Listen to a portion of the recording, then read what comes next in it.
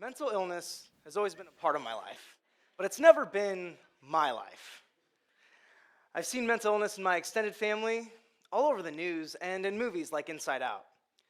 All of this has given me an idea of what mental illness is, but I've never been able to understand mental illness because I don't have one.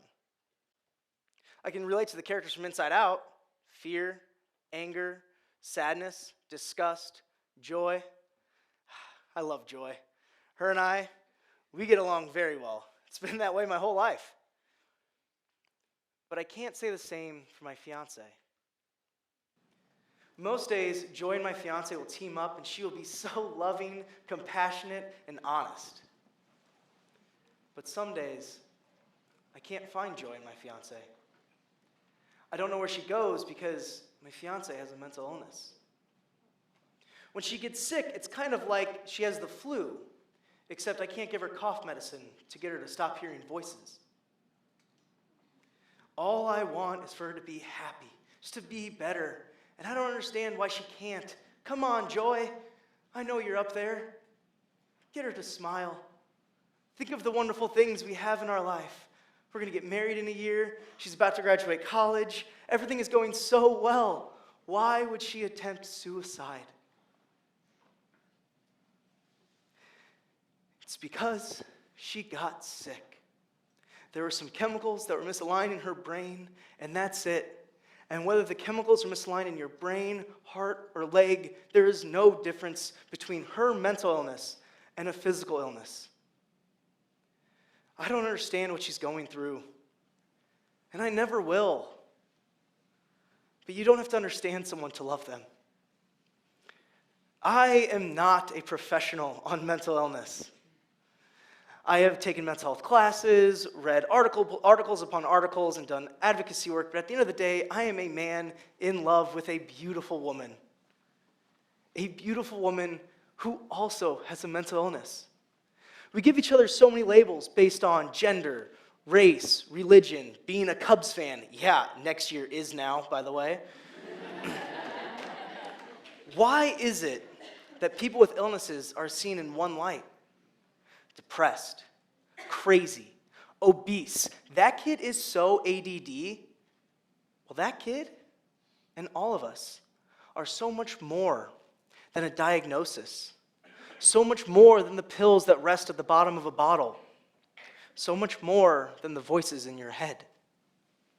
Now, when my fiance attempted suicide, I was so angry. Not at her, but this was the first time in our 4 years together that we had ever let the stigma behind mental illness keep us from getting her help sooner. We told ourselves, tomorrow will be better, tomorrow will be better, and tomorrow was never better. People would come up to me while she was in the hospital and say, Sam, what's wrong? Is everything okay? I'd stutter, I'd hesitate, and I couldn't say what had happened because I couldn't say that she had attempted suicide because this stigma behind mental illness was silencing me. Why was this so difficult? If she had been diagnosed with cancer, I would still feel that pain of wanting her to feel better. But I wouldn't feel as bad saying why she was in the hospital because we can see that cancer isn't a choice. Allison Malman, the CEO and founder of Active Minds Incorporated, which is a mental health organization for college campuses, when she talks about her brother who died by suicide, that's how she puts it. He died by suicide. A person does not commit to cancer, nor do they commit to a mental illness. Why is it that we believe people commit to suicide? My fiance did not commit to an attempt on her own life. She was sick. And just like any other emergency, sometimes you get lucky. We got lucky. We go to the hospital when we have these physical symptoms, when we have sore joints or we feel a lump that doesn't belong. Shoot, my mother, she would send me to the hospital if I sneezed too hard. But we can see and feel all of these symptoms. We can't see or feel what's going on in your mind, and that creates a disconnect between how we view mental and physical health. When asked about mental health in America, Michelle Obama said that whether an illness affects your leg, heart, or brain, it is still an illness, and there should be no distinction. A mental illness can be debilitating if not treated correctly, and even then, it takes time, patience, and a lot of support to treat correctly. And it's that support piece that can be so difficult for people like me who don't have an illness, because I can't relate to what you're going through. You fall on the ground, you scrape your knee. I've been there, I've done that. But I don't know what's going on in your mind. Soldiers who've come back from war with post-traumatic stress disorder have said that they would much rather have had a limb blown off than to only have this disorder. That way people could better understand what they're going through. Even though we might not be able to relate, these are real illnesses affecting the ones we love. If we can pour buckets of ice on our head to support ALS and stand up to cancer, it's time that we stand with the ones we love who have a mental illness. 1 in 4 people will be diagnosed with a mental illness between the ages of 18 and 25. And 40% of those people don't get the help they need. So let's look at today. We have 400 people in the audience, so statistically speaking, 100 of us have a mental illness. And 40 of those 100 people are not getting help. One of these people can be someone you love deeply, and you know that they are so much more valuable than a diagnosis. And it's important that we remind others of their value, because it is so easy to lose sight of how valuable we are. It was so easy for my friends to lose sight in how valuable they were. My junior year of college, I had 5 friends tell me that they were suicidal. I felt so bad because I didn't know what to do. Each of them struggled with something so different and so unique, but all of them felt alone. So I just sat with them and I said, I'm here, but you should probably go talk to a professional. Not having the answers from my friends started to take a toll on my own mental health. I felt so defeated because I couldn't fix my friends' problems. So after getting help myself, I learned that it's not my job as the friend to fix things. I just need to show up. My friends had so many people telling them, take this med, try this therapy, try this diet, do this, do that. But no one was saying, hey, how are you doing? Do you want to get some lunch? After many lunches and late night conversations, I learned that my friends were not the only ones struggling with their mental illness. And I wasn't the only person that didn't know what to do.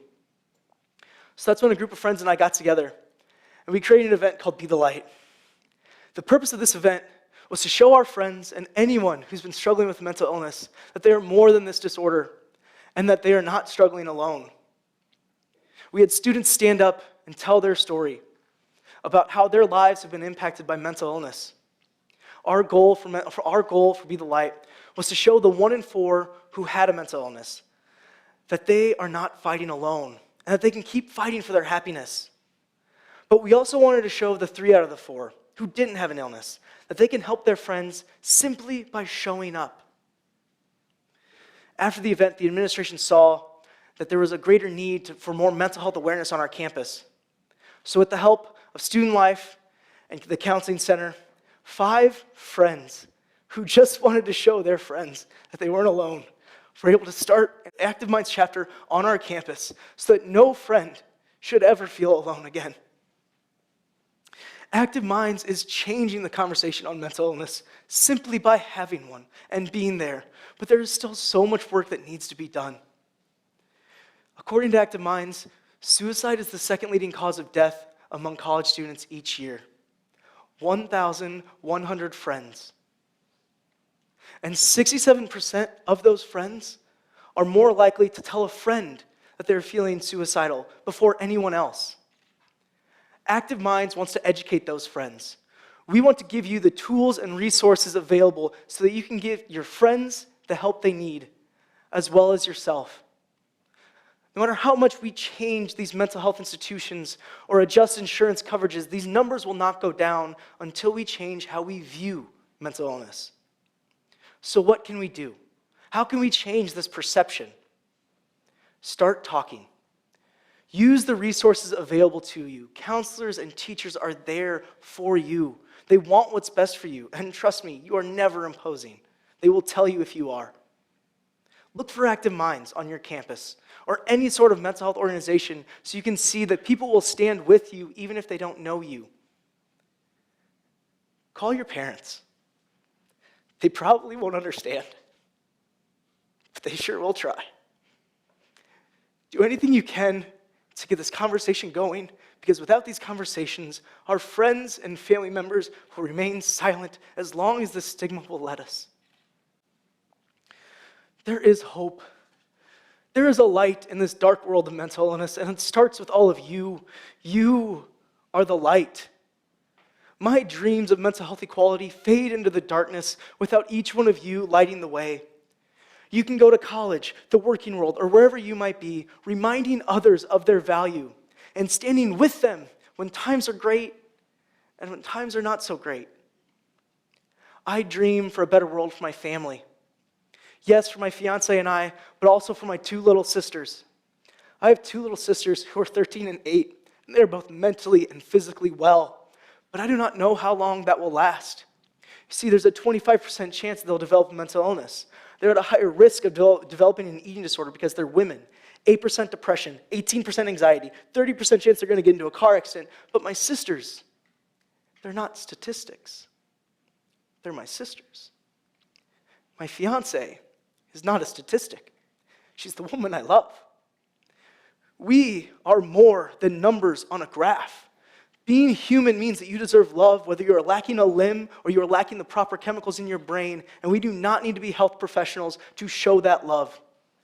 And if we are a health professional, start with the person before the diagnosis.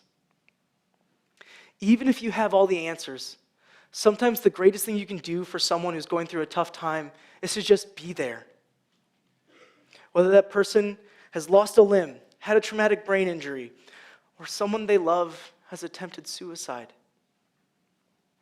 We don't need you to fix our problems. We just need you there. You don't need to know what to say. You don't need to know what to do. All of that will come. You just need to show up. You don't need to know how you are the light in someone's life to be their light. Find that light.